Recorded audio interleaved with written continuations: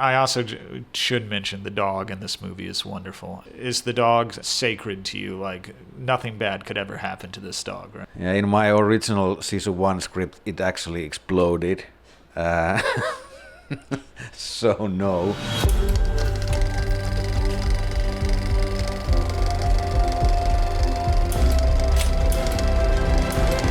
Well, Jalmari, thank you so much for doing this. We're obviously here to talk about the second Sisu, which is a movie that digs a lot into the past and the mystery of the Corpy character. Now, were you thinking about the details of his past that we discover in this movie when you were making the first Sisu?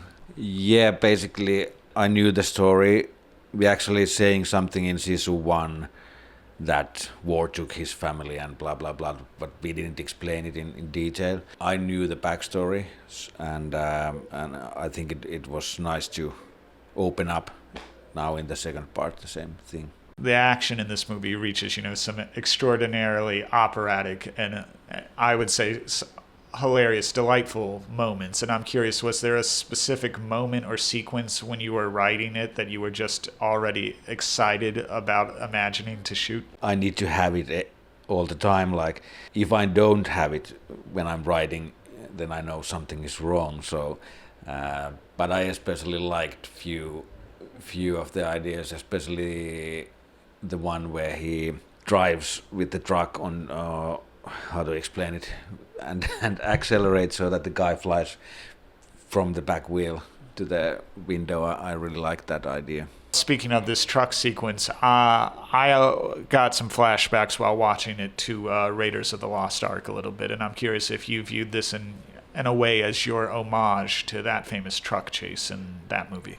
It's definitely there, and there is also like a pretty clear homage. What's the word? Homage to when he puts the hand grenade to the front wheel of the bike, and it flips, which is directly from the third Indiana Jones film. That Last Crusade. With the explosion in the end, but I just wanted to top it somehow.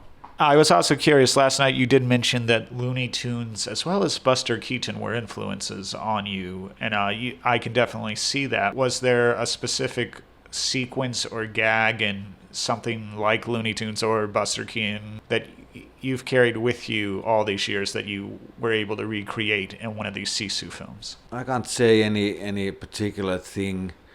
It's more like the tone, like in the train sequence. Because we are not talking that much in the film, it somehow makes it feel also like a silent film.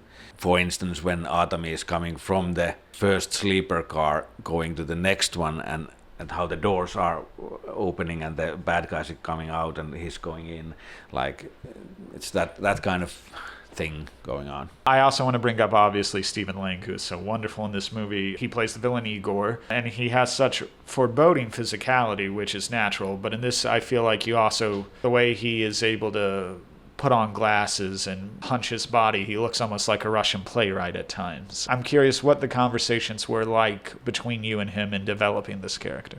Well, there was a lot of conversation, and we started with the clothes and with the mustache and how he will look. Of course, we need to understand also that he's also a guy who's been doing really, really awful stuff, not by his own choice, but someone has asked him or forced him to do it, like to do the evil work you need to do in war. Because he wasn't evil in that sense, but of course it changes you when you are doing that for years and years, and that's what we thought was interesting about it. You have the silent killer, no lines of dialogue, and then you have this very loquacious villain. Do you see them as kind of mirrors of each other in that way? Yeah, basically they have similar kind of past in a way that they, maybe mirrors, of course.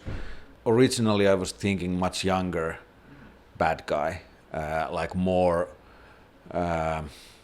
more physical danger in a way. But I really love the idea. I think it came from Sony.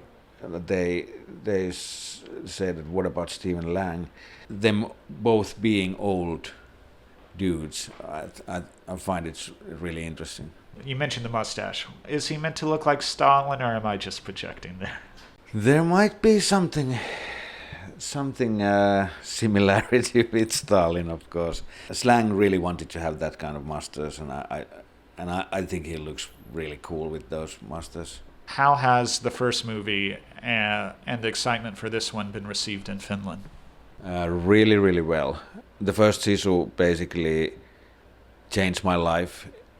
Like all the doors were suddenly open for me, and it's been really nice how people all over the world, and especially in Finland, like Sisu, and it's gonna be really cool to show it in Finland also, because no one has seen it yet. I also should mention the dog in this movie is wonderful. And I'm curious, is the dog sacred to you? Like, nothing bad could ever happen to this dog, right? Yeah, in my original Sisu 1 script, it actually exploded.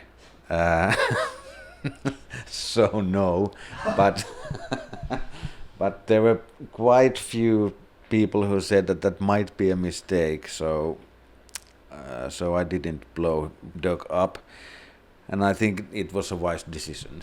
Yeah, we've already gone through John Wick losing a dog. You know, this man's lost so much. Let him keep the dog. Yeah, and his house.